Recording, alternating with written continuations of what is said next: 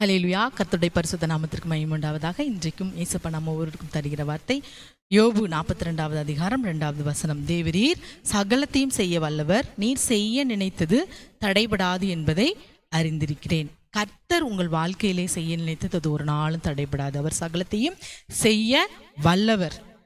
அவரால் நம்முடைய வாழ்க்கையில் உள்ள எந்த காரியமும் தடைப்பட்டே இல்லை. நமக்கு என்ன நினைக்கிறோம், கர்த்தர் தான் இந்த காரியத்தை தடுத்துட்டாரோ என்று சொல்லி. எனக்கு இந்த ஆசீர்வாதம் வரணும், ஆனால் ஏன் வரல? ஒருவேளை கர்த்தர் தடுத்துருப்பாரோ? இல்லவே இல்லை.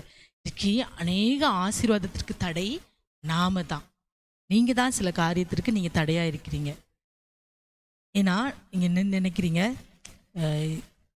இவங்க என் வாழ்க்கையில் இந்த நபர் இந்த காரியத்தை செய்விடாதபடி என்னை தடுக்கிறாங்க. நேயர் சொல்லுவாங்க, என் கணவர் தான் எனக்கு இந்த காரியத்தை செய்விடாதபடி எனக்கு ஒரு தடையாக இருக்கிறார்.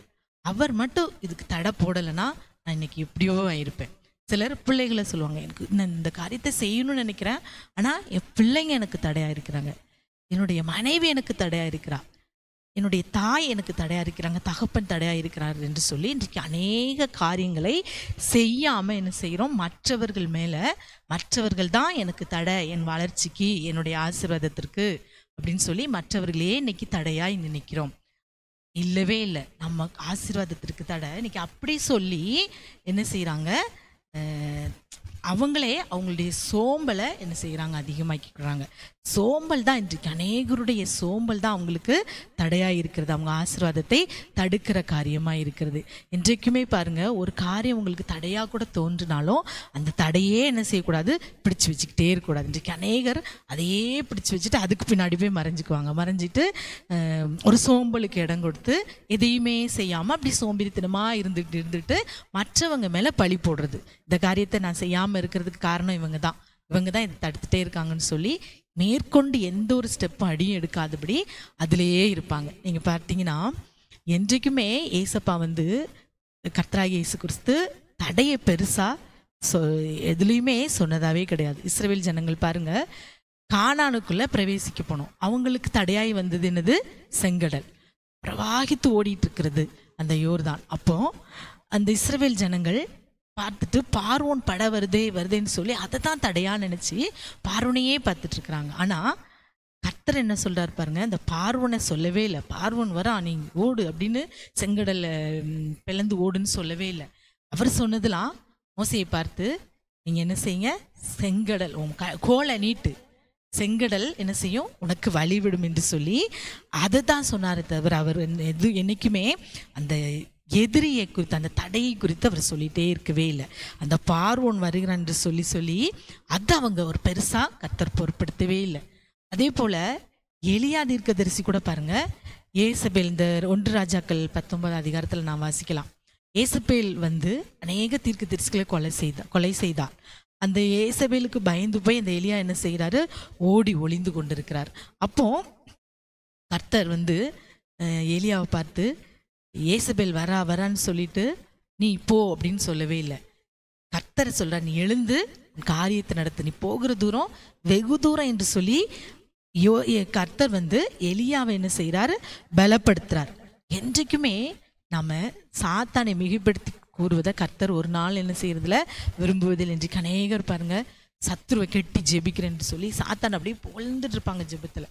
சாத்தான் அதை கொண்டு வரான், இதை கொண்டு வரான், அதை கர்த்தர் விரும்புறதே இல்லை. எல்லாவற்றுக்கும் மேலே வல்லமையுள்ளவர் யாரு, நம்முடைய கர்த்தராகிய இயேசு கிறிஸ்து. அவருடைய புகழை தான் பாடணுமே தவிர சாத்தானுக்கு, தடைகளுக்கு நாம் புகழ் பாடவே கூடாது. அந்த தடையை என்ன செய்யக்கூடாது, நம்ம முக்கியப்படுத்தவே கூடாது. அந்த தடையை நம்ம பெருசாகவே நம்ம எடுக்கவே கூடாது. உங்களுக்கு சத்துரு தடையாக இருக்கானா அதை நீங்கள் பொருட்படுத்தவே படுத்தாதீங்க.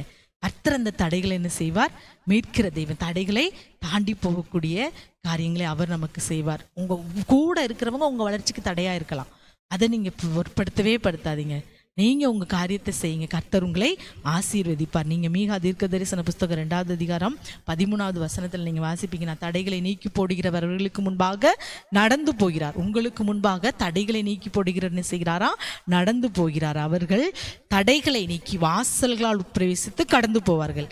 நம்ம என்ன செய்யணும், தடைகளை நீக்கி நம்ம நம்ம தடையா இருக்கிற காரியங்களை நாம் என்ன செய்யணும்? முதலாவது நீக்கி வாசல்களால் உட்பிரவேசித்து கடந்து போவார்கள். அவர்கள் ராஜா அவர்களுக்கு முன்பாக போவார், கர்த்தர் அவர்கள் முன்னிலையில் நடந்து போவார். உங்கள் வாழ்க்கையில் எது எது தடையை கொண்டு வருகிறதோ அதற்கு முன்பாய் அந்த தடை கற்களை படிக்கற்களாய் மாற்ற கர்த்தரால் முடியும். நீங்கள் சுயம் உங்களுக்கு தடையாக இருந்தால் அது ஒரு நாளும் நீங்கள் ஆசீர்வதிக்கப்படவே முடியாது. ஒரு காரியத்தை செய்யணும்னு நினச்சிக்கிட்டே இருக்கீங்களா? செய்திருங்க. இன்னைக்கு நீங்கள் செய்யலைன்னா அது இன்னொருத்தங்க கட்டாயம் அதை செய்வாங்க. அப்புறம் செஞ்ச பிறகு ஐயோ நான் இதை நினச்சனே இவங்க செஞ்சுட்டாங்களே அப்படின்னு சொல்லுவோம்.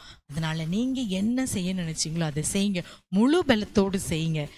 மற்றவர்களை இது தடை அது தடைன்னு சொல்லி அந்த தடையின் மேலே சாக்கு போக்கு பழி போட்டுட்டு நீங்கள் என்றைக்குமே உங்கள் காரியத்தை செய்யாதபடி நீங்கள் சோர்ந்து போயிருக்காதீங்க. கர்த்தர் எல்லா தடைகளையும் மாற்றி போடுவார். ஆகவே இந்த வேலையில் எந்த தடையாக இருக்கட்டும் அதை பொருட்படுத்தவே படுத்தாதீங்க. நீங்கள் செய்யக்கூடியதை செய்யுங்க, கர்த்தர் செய்யக்கூடியதை கர்த்தர் செய்வார். அவர் தடைகளை நீக்கி போட்டு உங்களுக்கு ஆசீர்வாதத்தை கட்டளையிடுவார். ஆகவே கண்களை மூடி ஜெபிக்கலாமா? இயேசுவே உம்மை ஸ்தோத்திரிக்கிறோம்ப்பா. இந்த வேலையிலப்பா என்னோடு கூட சேர்ந்து ஜெபிக்கிற பிள்ளைகளுடைய வாழ்க்கையில் ஆசீர்வாதத்திற்கு தடையை கொண்டு வருகிற சத்துருவாக இருக்கலாம், மனுஷ சக்திகளாக இருக்கலாம், எல்லா காரியங்களையும் நீர் மாற்றி போடுங்கப்பா. நீர் எந்த வேலையில் எந்த பிள்ளைகளுக்கும் ஆசீர்வாதத்திற்கு தடையாய் நீர் நிற்கவே மாட்டீர் தகப்பனே. அதை அறிந்தவர்களாய் உணர்ந்தவர்களாய் கர்த்தர் தடையில் என் சுயமும் என் சோம்பல் ஆவியும் தான் இதற்கு தடை என்பதை உணர்ந்தவர்களாய் எல்லா காரியத்தையும் செய்யக்கூடிய புதிய பலனை புதிய உற்சாகத்தை இந்த நாளில் ஒவ்வொரு பிள்ளைகளுக்கும் நீர் கட்டளையிடும்படியாக ஜெபிக்கிறோம்ப்பா. எல்லா தடை கற்களையும் நீர் இந்த நாளில் படிக்கற்களாய் மாற்றி எல்லாவற்றிலும் ஜெயமெடுக்க நீர் உதவி செய்யும். எந்த இது தடையாயிருக்கிறதோ அதை எல்லாவற்றிலும் நீர் முன்பதாக நடந்து போய் இந்த தடைகளை மாற்றி பெரிய காரியங்களை செய்யும் ஆசீர்வதியும் பலப்படுத்தும். சகல துதிகன மகிமை உமக்கே செலுத்துகிறோம். இயேசுவின் நாமத்தில் ஜெபிக்கிறோம் நல்ல பிதாவே. ஆமேன், ஆமேன்.